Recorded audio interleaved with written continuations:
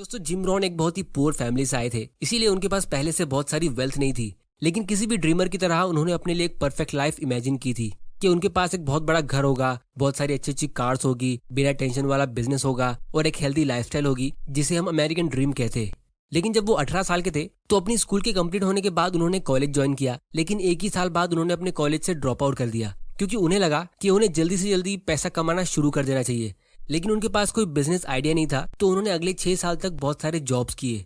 फिर जब वो 25 साल के हुए तो एक दिन जब उन्होंने अपनी लाइफ में क्या क्या अचीव किया है इस चीज पे थोड़ा गौर किया, तब उन्होंने रियलाइज किया कि उनके जो भी ड्रीम्स थे वो उन्हें भूल चुके थे और वो एक मामूली सी लाइफ में कंफर्टेबल होने की कोशिश कर रहे थे। और अगर ऐसा चलता रहा तो वो अपने ड्रीम्स को कभी भी पूरा कर सकते ही नहीं है। तो इसीलिए 25 साल की एज में उनके साथ कुछ ऐसा हुआ कि उसके अगले 5 साल में यानी 30 साल की एज में उन्होंने अपना अमेरिकन ड्रीम अचीव कर लिया। अब आप सोच रहे होंगे कि उन्होंने ये सब कैसे कर लिया। तो उनकी लाइफ का टर्निंग पॉइंट वो था जब उनकी मुलाकात मिस्टर अर्ल श्रॉफ नाम के एक आदमी से हुई। तो जब जिम ने मिस्टर श्रॉफ को पहली बार देखा तो वो उनको देख के बहुत ज्यादा इम्प्रेस हुए, क्योंकि मिस्टर श्रॉफ एग्जैक्टली वही लाइफस्टाइल जी रहे थे जिसे जिम हमेशा अपने ड्रीम में इमेजिन करते थे। इसीलिए मीटिंग खत्म होने के बाद पूरी हिम्मत जुटाकर जिम ने मिस्टर श्रॉफ से बात की और तब मिस्टर श्रॉफ को जिम फौरन पसंद आए और उन्होंने जिम को अपनी कंपनी में जॉब दे दी। फिर जॉब लगने के बाद अगले 5 सालों में जिम ने मिस्टर श्रॉफ से बहुत सारे लाइफ लेसन सीखे, जिसे फॉलो करके उन्होंने अपनी लाइफ चेंज कर दी और इसीलिए 30 साल की एज तक उन्होंने अपना फाइनेंशियल फ्रीडम अचीव कर लिया। तो दोस्तों इन्हीं लाइफ लेसन्स को वो 7 strategies for wealth and happiness कहते हैं, जिसको हम आज के वीडियो में डिस्कस करने वाले। तो चलिए शुरू करते हैं। तो दोस्तों जब जिम ने पहली बार मिस्टर श्रॉफ से सीरियसली बात की तो मिस्टर श्रॉफ ने जिम से पूछा कि उनकी लाइफ का सबसे बड़ा गोल क्या है। तो जिम ने कहा, मेरा ऐसा कोई गोल तो नहीं है, मैं बस बहुत अमीर बनना चाहता हूँ। तो मिस्टर श्रॉफ ने जिम से पूछा, ठीक है, इस गोल को आप कैसे पूरा करने वाले हो। तो जिम ने कहा, ये तो मुझे बिल्कुल भी नहीं पता। तो इस बात पे मिस्टर श्रॉफ ने कहा, अगर ऐसा है तो मैं गैस कर सकता हूँ कि तुम्हारा बैंक बैलेंस शायद $100 के आसपास होगा, और अगर तुम लाइफ में फ्यूचर में भी यही स्ट्रेटेजी यूज करोगे तो 5 साल बाद भी आपका बैलेंस शायद उतना ही रहेगा। और ये बात सुन के जिम काफी शॉक हो गए, क्योंकि जब वो 5 साल पहले जॉब करना शुरू कर रहे थे तभी भी उनके पास इतने ही पैसे होते थे और अभी भी उनके पास इतने ही पैसे रहते। तो जिम कहते हैं कि उनकी लाइफ का सबसे इंपॉर्टेंट लेसन था गोल सेटिंग सीखना।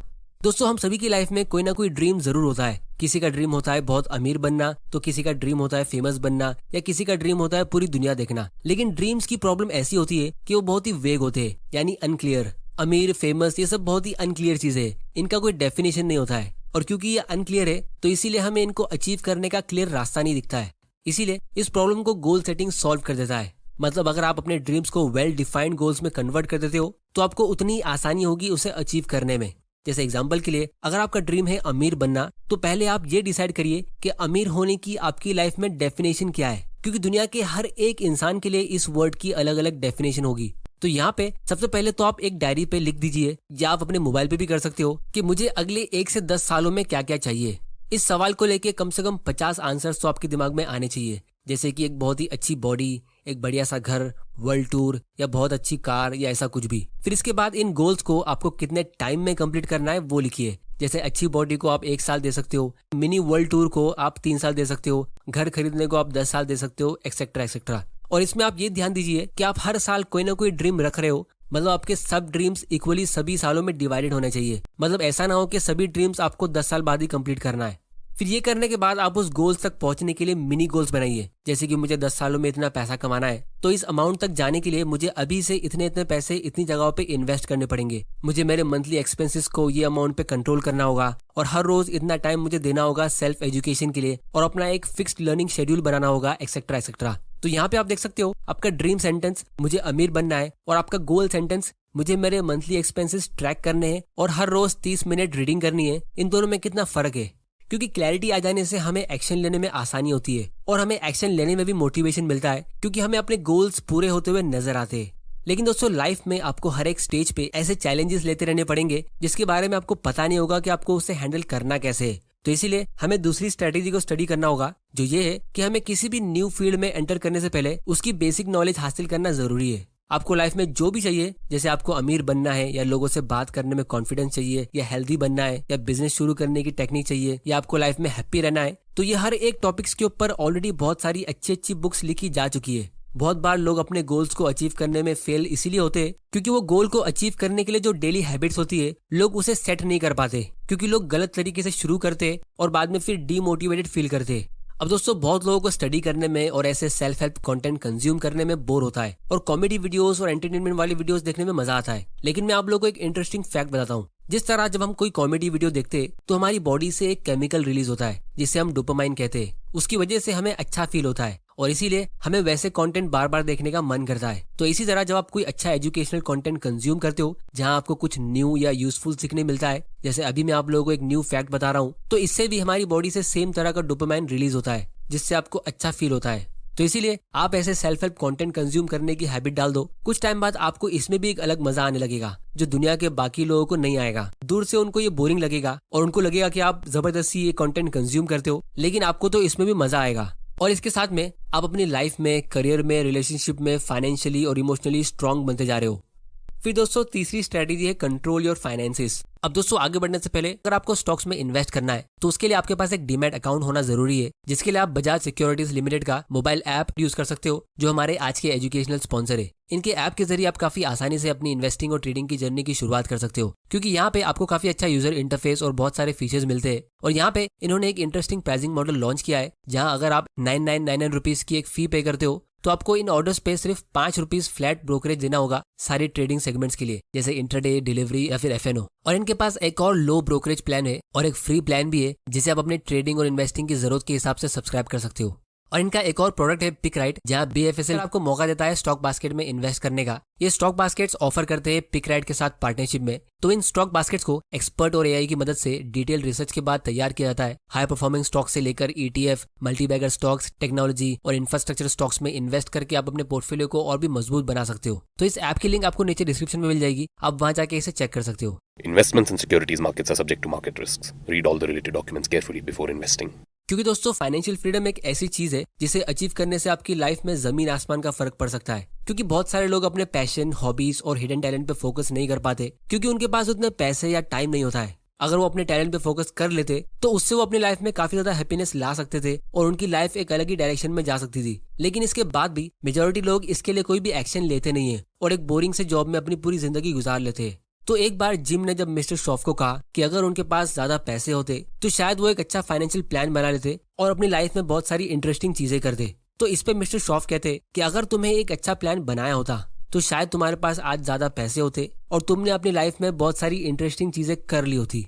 तो इसीलिए इम्पोर्टेंट ये नहीं है कि आप कितने पैसे कमा रहे हो, इम्पोर्टेंट ये है कि आप उन पैसों को कैसे यूज कर रहे हो। तो इसीलिए अगर आप फिलहाल कोई भी सेविंग्स और इन्वेस्टिंग नहीं कर रहे हो तो आपको अपनी मंथली सैलरी के 70% पे सर्वाइव करना सीखना चाहिए और बाकी के 30% आपको जिम के हिसाब से ऐसे एलोकेट करना चाहिए। 10% चैरिटी में, 10% इन्वेस्टमेंट्स में और 10% सेविंग्स में।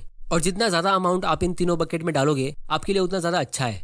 दोस्तों अब हम बात करते हैं फोर्थ स्ट्रेटेजी के बारे में। तो आप लोग इमेजिन करिए एक कंपनी में 2 लोग जॉब करते हैं, दोनों का बैकग्राउंड, एजुकेशन और जॉब पोजीशन सेम है, दोनों की रिस्पॉन्सिबिलिटीज भी कंपनी में सेम है, लेकिन दोनों को सैलरी अलग अलग मिलती है। दोनों की सैलरी में 10,000 रुपीज का डिफरेंस है। तो इसका रीजन क्या हो सकता है?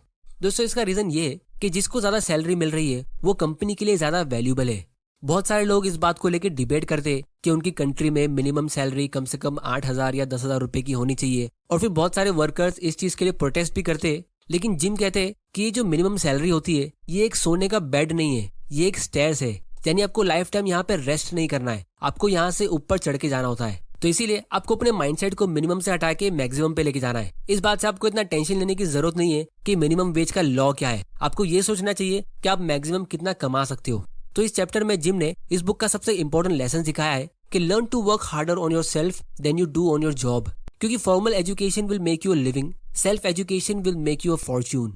मतलब आप जितनी मेहनत करते हो अपने जॉब पे उतनी ही या उससे ज्यादा मेहनत आपको अपने आप पे करनी चाहिए। मतलब आप एक ग्रोथ माइंडसेट के साथ दूसरे इंपॉर्टेंट स्किल्स भी सीखो, जैसे कम्युनिकेशन, लीडरशिप, क्रिटिकल थिंकिंग और दूसरे टेक्निकल स्किल्स जो आपको करियर और लाइफ में काम आएंगे। क्योंकि अपने जॉब पे काम करने से आपको सैलरी मिलती है, लेकिन खुद पे काम करने से आप एक वैल्यूएबल इंसान बनोगे जिससे आप ज्यादा सैलरी, प्रमोशन और ग्रोथ को अट्रैक्ट करोगे।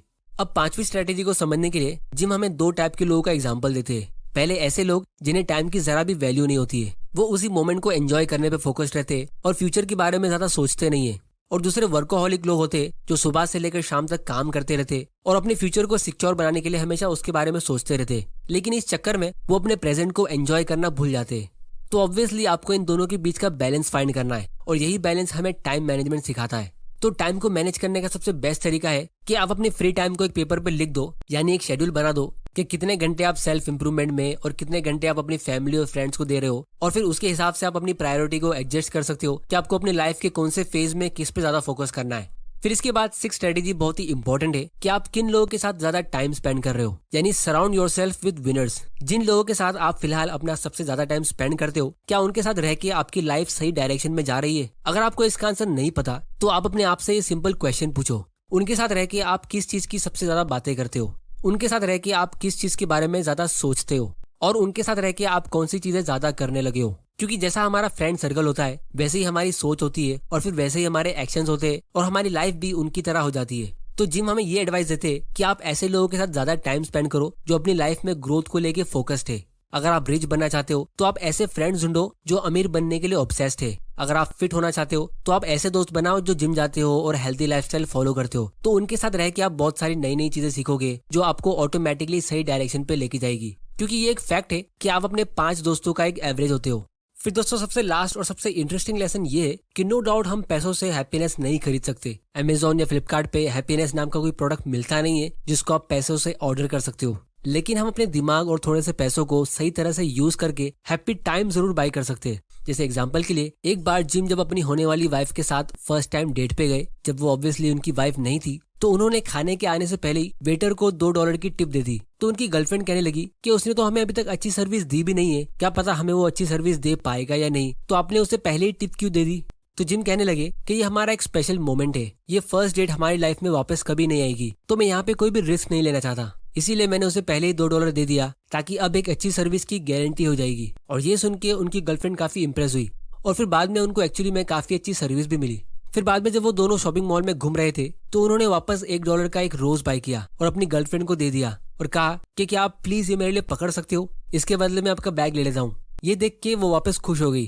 और फिर जब वो मॉल में घूम रहे थे तो उन्होंने देखा कि उनकी गर्लफ्रेंड के चेहरे पे पूरा टाइम एक बड़ी सी स्माइल थी, क्योंकि वो बहुत ज्यादा खुश थी और शादी के काफी सालों बाद भी वो ये सब चीजें याद रखती थी और उनकी काफी ज्यादा रिस्पेक्ट करती थी। तो इसीलिए जब आप अपने करियर में, फाइनेंशियल लाइफ में और इमोशनली स्ट्रांग हो जाओगे तो आपको अपनी लाइफ में एक अलग ही कॉन्फिडेंस मिलेगा, जिससे आप एक अलग ही स्टाइल से अपनी लाइफ जी पाओगे। इसी को आर्ट ऑफ लिविंग वेल कहते हैं, जो इस बुक का सबसे लास्ट और सबसे इंटरेस्टिंग लेसन है कि आप अपने टाइम को और अपने पैसों को ऐसी जगह पे स्पेंड करो जिससे आपकी लाइफ एनरिच हो, जैसे अच्छे एक्सपीरियंस, ट्रैवलिंग, पुअर लोगों की मदद करना, फैमिली और अपने लव्ड वंस के लिए गिफ्ट खरीदना, एक्सेट्रा एक्सेट्रा। तो दोस्तों आज की वीडियो में इतना ही। उम्मीद करता हूँ आपको इस वीडियो से कुछ ना कुछ सीखने जरूर मिला होगा। तो चैनल को सब्सक्राइब जरूर कर लेना और बेल आइकन प्रेस करना मत भूल जाना, ताकि आपसे कोई इंपॉर्टेंट वीडियोस मिस ना हो जाए। आप लोग मुझे नीचे कमेंट करके बताओ कि आपको इनमें से कौन सी स्ट्रेटेजी सबसे अच्छी लगी। बजाज फाइनेंस की ऐप की लिंक नीचे डिस्क्रिप्शन में। वीडियो पसंद आया तो इसे लाइक करो, नहीं पसंद आया तो डिसलाइक करो। आपका वैल्यूएबल टाइम देने के लिए thank you and good bye.